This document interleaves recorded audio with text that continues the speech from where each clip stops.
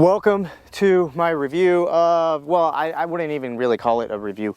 Anyway, guys, welcome back to the channel. Thanks for stopping by. So today we're talking about the 1301 Tactical from Beretta.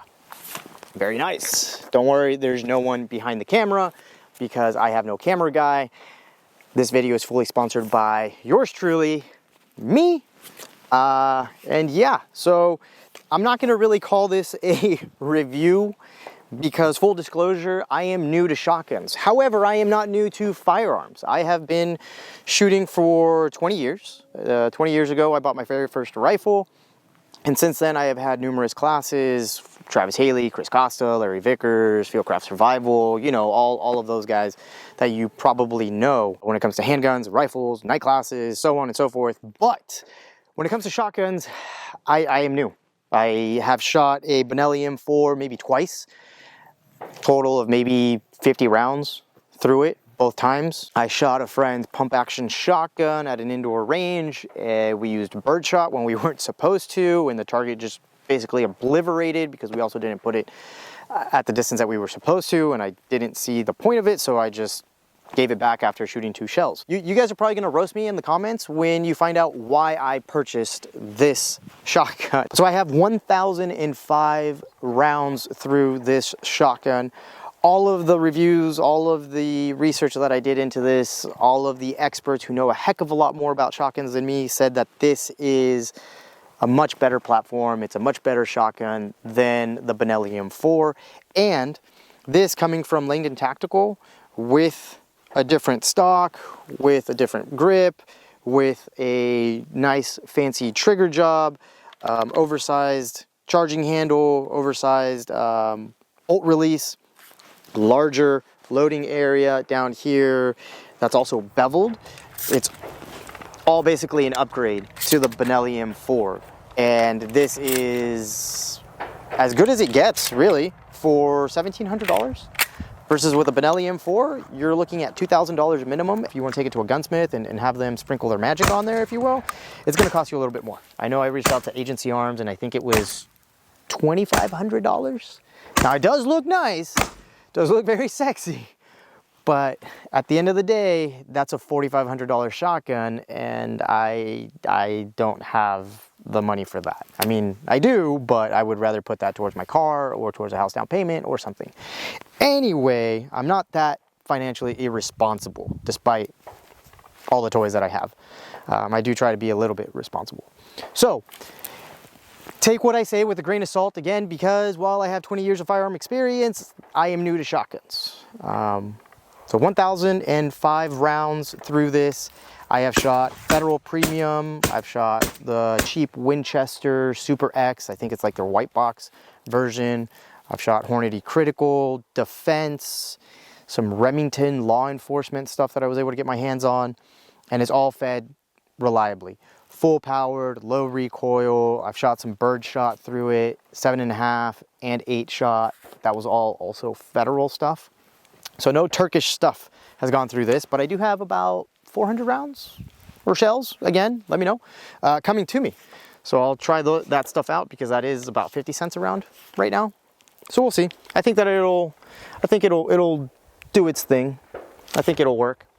Now, 18.5 inch barrel, cold hammer forged. Everyone says, and everything that I've read online says that that will last a very, very long time, which is what I'm looking for. I also do like that it has front and rear sights. Now they did change, Langdon Tactical, among some of the stuff that they do, this sight that they have on here, or this plate, is specifically for me to put an RMR or something else that has the RMR footprint. But even with this, it does, if I didn't have that on there, it does have a rear U-shaped rear sight, and then it goes with the front sight, which is really nice. And when I look through it, yes, obviously I can see my red dot, but at the same time, I can see the rear sight and the front sight. So if anything happens, I don't really have to worry about removing my red dot. So it's a nice pair right there. Not loaded, even though it probably should be because of where I'm at. I'm sorry, but I'm very close to the border. I was out here last night in the dark and there was 4 guys, no flashlights, dressed all in black, that walked very, very close to us. And yeah, I did have to light them up. And by lighting them up, I mean with my flashlight. Okay, not lighting them up as in I engaged them and started shooting at them. But they were definitely what we call coyotes. And most of the time those guys are associated with the cartels. So this should probably be loaded. Okay, that's loaded and safety's on, just in case. But yeah guys, so the real reason why I bought this shotgun, I know it's not for it, okay, I know, but I bought it for skeet shooting. I've always wanted to do skeet shooting. The few times that I've done it, I've liked it. I know that some places that I may end up going to for skeet shooting will not allow me to use this. They don't like semi-automatic shotguns. I know it's not optimized for it, but I can tell you that the times that I have gone skeet shooting with this, I have hit 8 out of 10 of the discs. It is possible. And for me personally, I think that it's not because of the red dot, but it's because of the front and rear sights. I'm able to line it up. Every time that I'm going skeet shooting and that I've just had one solid bead at the front, it's like I hit maybe 2 out of 10 of the discs or pigeons or whatever it is that they call them that are launched in front of me. But whenever I have a front and a rear sight, whether with this or a Benelli M4, I hit 8 out of 10 easily.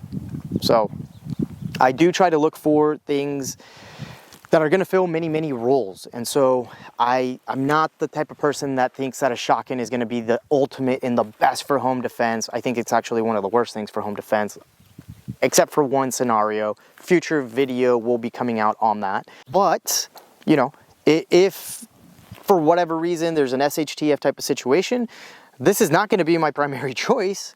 It's going to be my handgun, it's going to be one of my rifles. But then if I have to, or if those other things don't work and for whatever reason I have this, well, this is better than anything else.